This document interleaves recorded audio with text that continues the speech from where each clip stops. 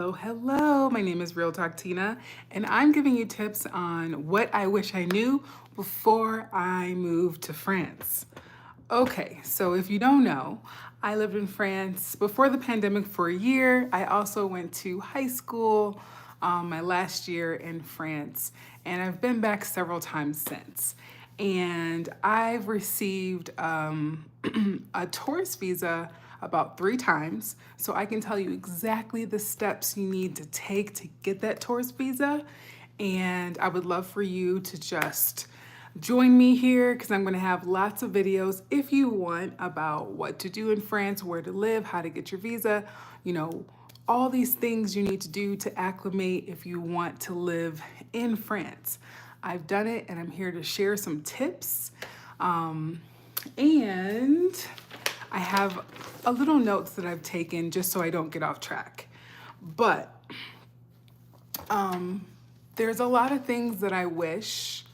It took me a couple years, 4 years, to do this video. The last time I lived in France for a year, it was before the pandemic, like I said. And I just learned a lot from that trip. First of all, once you get there, you must validate your visa. And it's about $230, I want to say. So it's not astronomical, but that's something that you need to do once you get there. And what I wish I did when I was there is sign up for French health insurance. If you have a long stay visa, you are qualified to get French health insurance. So I suggest that you sign up for that. I'm gonna give a detailed way of how you sign up for that. I'll put it in the links below so we don't get off track here, but that is something that's so important. And another thing that I wish I did when I moved to France was get a French bank account. I will also put some resources here so that you can get a French bank account. But there are ways that you can get a French bank account once you get there if you don't do it beforehand. And one of those things are you have to make an appointment with a bank. You have to show all the documentation that they ask for. They're gonna ask for your ID, they're gonna ask for tax returns. And the biggest mistake that I made was I didn't show up for my appointment because I didn't understand why I had to show tax returns for a bank account. Like in America, all we do is just walk into the bank, show our ID, and just like maybe do an application or something, but we get the bank account right then. We don't have to make an appointment. We don't have to show tax returns. I'm like, why do you need my tax returns? That's a little sus. So, unfortunately, that was probably like my biggest mistake moving to France, is not getting a French bank account because I was transferring money from my American bank account and it was giving me international fees and then also like exchange rates. So every time I exchange money into my American bank account and got it out at like an ATM in France, I was losing so much money in that exchange. And there's just a better way to do it. So I'm also going to leave some tips in the link below if you want some tips on how to do that and how I figured out a little secret tip so that you can change your money and save money without wasting your American dollars. Another mistake that I made was when I moved to France by myself as an adult, first time figuring this out by myself. I went to France and I just figured I'd find some place to rent, but I realized that on my tourist visa for 12 months, you can't rent very easily, I'll say. I did end up renting an apartment that was in a nice part of town. It was beautiful, it was magical. But when I first got there, I stayed in a hotel for about 3 months. If you find yourself in that situation, I will tell you that I negotiated with the hotel. It was in the center part of the city where I was in France, and they gave me like a monthly rate that would be just about the same rate you would rent for a one-bedroom apartment or a studio apartment in the US. So I love that. And I can't believe I had that opportunity to rent in a hotel with cleaning service and breakfast, and was in the center part of town for just as much as you can rent an apartment. But what I had to do to rent an apartment was, normally you have to get a grantor, I think you call it, I can't pronounce it, guarantor or grantor, however you say it, tomato, tomato. But you have to get someone that can verify that they have enough income to pay it.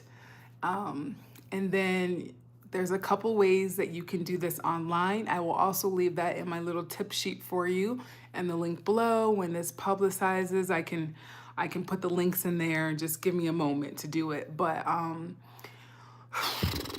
another stipulation that was very hard for me when moving to France is that they asked for me to have a job, and it's a catch-22 because on a tourist visa you cannot work in the country of France.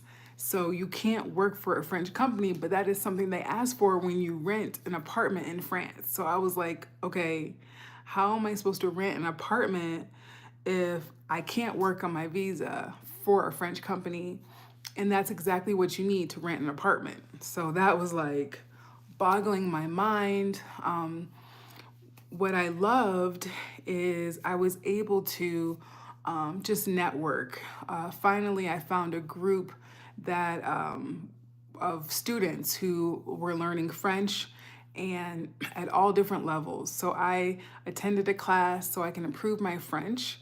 At that time, this was like 4 years ago, 5 years ago, and I was just asking everyone, because everyone in the class is a foreigner, langue étrangère en français.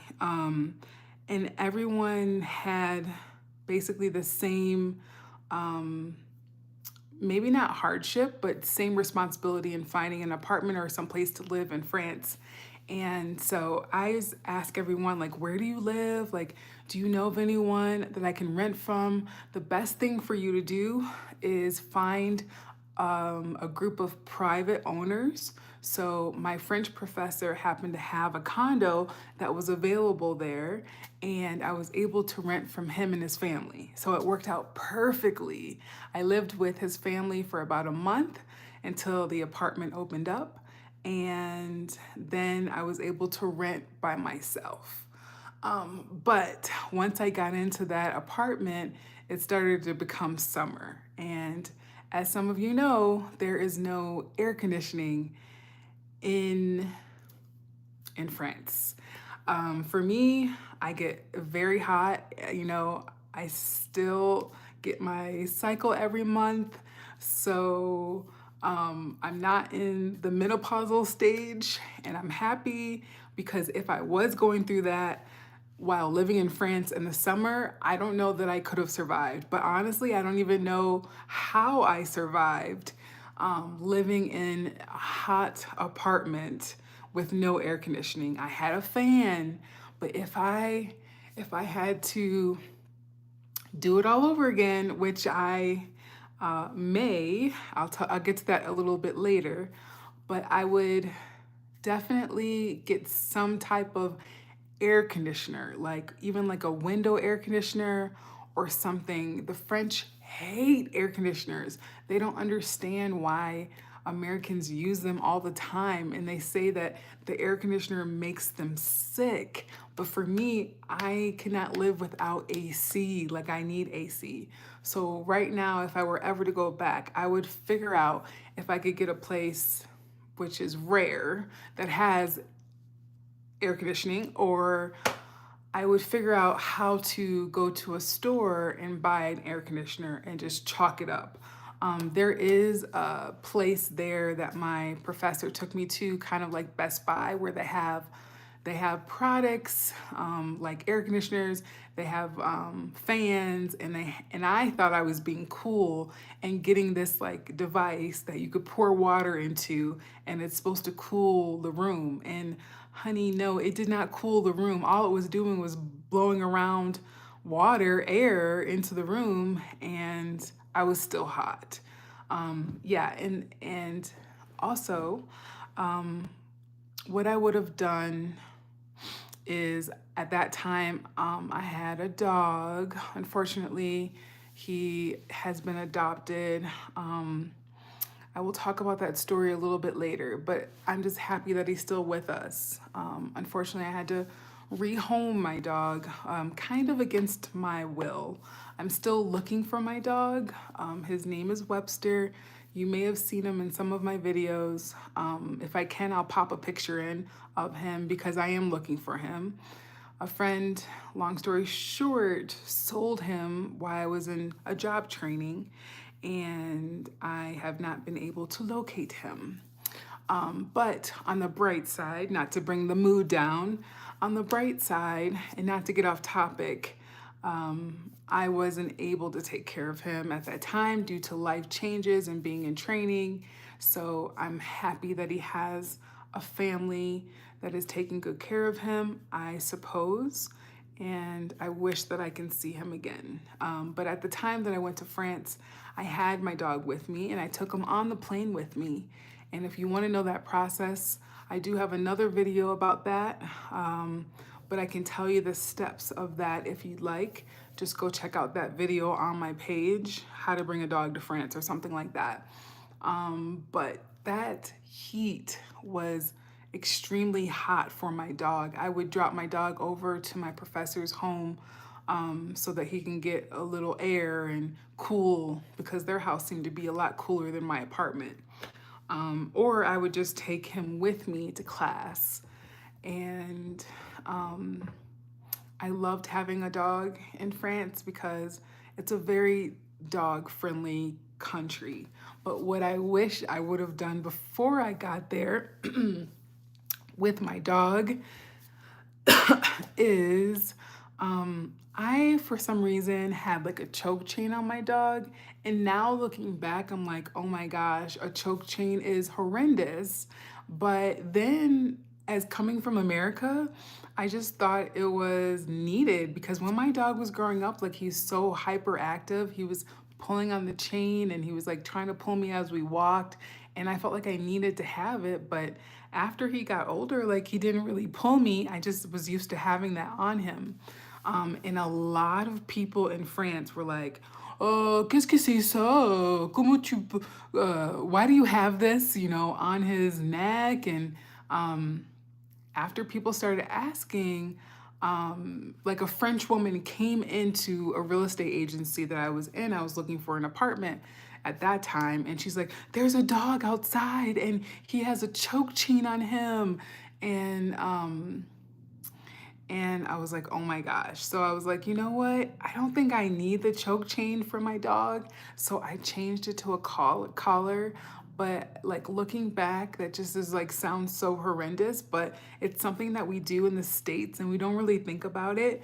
But in French, it's a complete no-no to have a choke chain on your dog. Like, don't do it. We live and we learn. So what else can I share? I think finding the apartment is something that I just really regret. I just think the bank account is something that I really regret not getting a French bank account. If I knew that before I moved, I would definitely do it. Another thing that I wish I would have done is join a meetup group with English and French speakers faster. I found a meetup group where I can speak French and English with foreigners. And every time I left that group, I felt so good. Like I felt like I had learned something, that I could like ask questions, that I can learn French and just get some like reassurance. Like I would meet some Americans, and you will be surprised when you move out of the US how do I say this? How much you miss American things and American people. You're like, oh my gosh. I was like, I saw someone on a balcony. I'm like, are you American? And we had this whole conversation and like where he was from, what he did, how he got here. And it was just like so refreshing to me that I saw an American. So even if you think you don't like American culture or you don't like living in America, when you get over into France, you will miss American things. So let's see. I wish when I moved to France that I would have been able to travel more. Like I traveled to Lyon, I traveled to Marseille.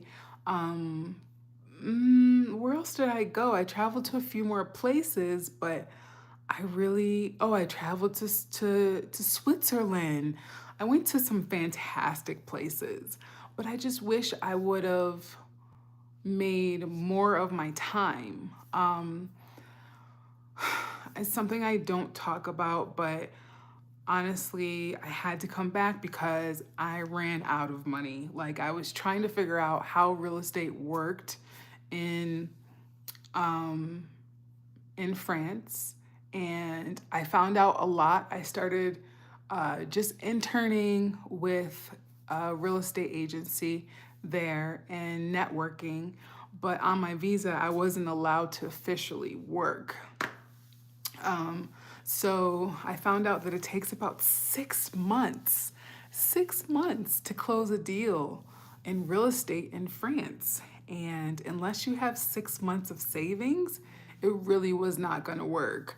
But I started calling like, I could work in Switzerland. So if you have a tourist visa, you can't work in France. But guess where? What? I was right by the French border, and I could have worked in Geneva. So I called a French agency and I was like, hey, I'm an American. I'd love to work with Americans that are moving to Switzerland. Maybe we can talk about me working with you guys. And I guess she asked me for something. I was like, why do I need to give that? And I should have just given it like, okay, here's my bio, here's what I've done before. Like, she doesn't know me.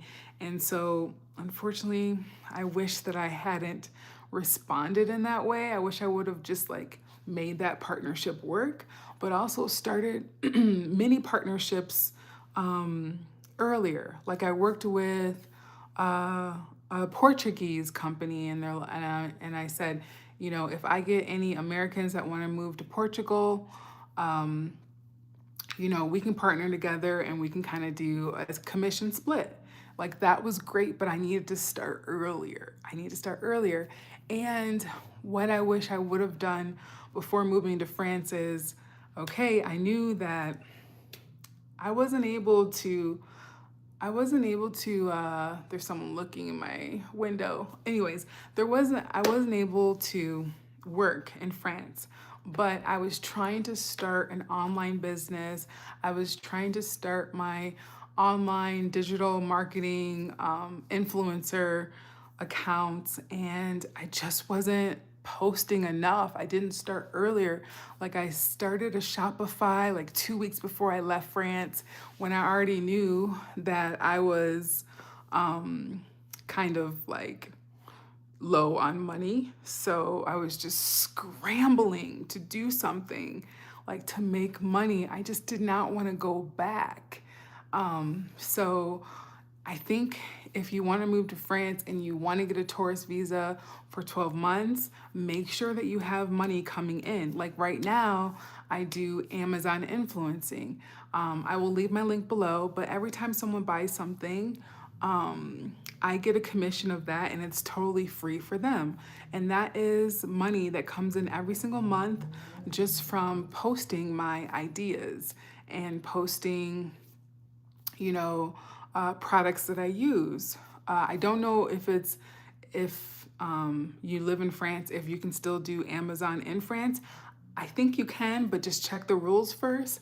But that is something that I've set up now that I do, that I make money online. And now I have digital products on Gumroad. I will leave the links below. But that allows me to share the information I know from my travels abroad, all the things I've learned, living there multiple times, speaking French, learning French, and meeting friends there. I share my information on digital products that I offer to anyone who wants them. If you want to learn tips to move to France, I have that. If you want to know the best places to go to in Paris, like I have travel tips of just tips that you could purchase to help make your travels much more streamlined. And I had to learn all these tips the hard way. So I think I'll end this here, but I will say that I have obtained another French visa before I go. And although I'm going to try to validate it, you have to validate your visa within 3 months of getting it. So I'm right on the middle of that. But I work as a flight attendant for a major airline here in the US. And I'm hoping that I can spend like half my time in France and half my time in the US. But I don't know if that is going to work out the way that I want it to work out right now. But I'm thinking maybe as I get aligned, as I become more senior in my flight attendant job, that I can maybe live abroad. And I'm really hoping to go back to just improve my French because it's been 5 years since I've actually lived in France. I want to re-immerse myself in the culture so that I can become a speaker in my job as a flight attendant, and therefore I'll be going back and forth to French-speaking countries on a regular basis. So that might be something that I can do to kind of make this work. And I will share more tips on my journey. So please like, comment, ask your questions below. I'll get my links and share them with you. And I'll let you know where I am in the journey and in the world so that I can share my experiences with you. Come back, share this live, follow, and I will see you next time. This has been Real Talk. Bisous.